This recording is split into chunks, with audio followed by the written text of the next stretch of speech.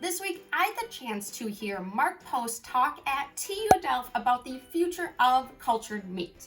Now, you might recognize Post's name because he was the researcher that in 2013 debuted the first lab-grown hamburger on TV, or at the time it was still called in vitro meat. Now, this was a bit of a stunt, but Post revealed that this was funded by the co-founder of Google, Sergey Brin, and 2013 was actually not a great year for him and his research because the Dutch Research Council had actually been funding his research into cultured meat, but in 2013, they put the kibosh on it and said, we don't see any societal relevance of this research, which is a bit ironic because, several years later, there's over 150 different startups, companies all around the world looking into cultured meat. To catch Post talk, I ended up catching a bus, 3 trains, and then walking 30 minutes to the TU Delft campus to hear from the man himself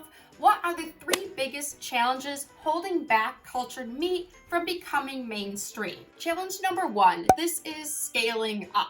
And all that means is how do we go from making that 1 hamburger to making 1 million hamburgers so that we can feed the whole world? And that has not been easy and is where a lot of startups and companies are really stuck right now. But we also need to change our meat production, which is, like huge slaughterhouses, more into a fermentation production site. And Post actually estimates that we need 2 million more 1,000 liter bioreactors or something crazy just if we wanted to match how much cultured meat that society eats.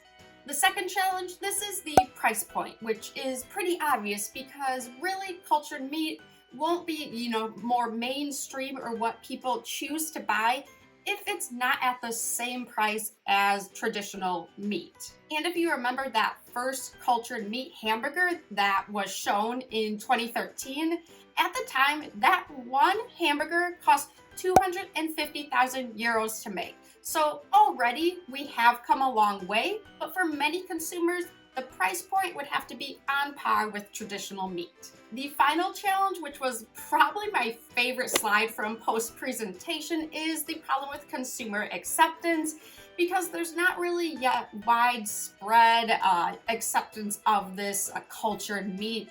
Mostly because we really don't tend to associate our meat coming from a lab where people are wearing gloves and there's glassware. Typically, when we think of meat, we might think of a grassy field with animals. But really for anything new in the world, people don't like it at first.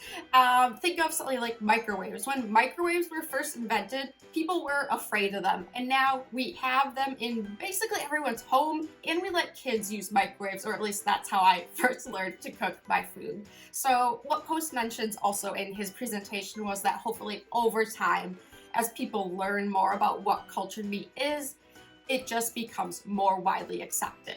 I hope you enjoyed my summary from Mark Post's talk at TU Delft and subscribe to my channel for more food science news.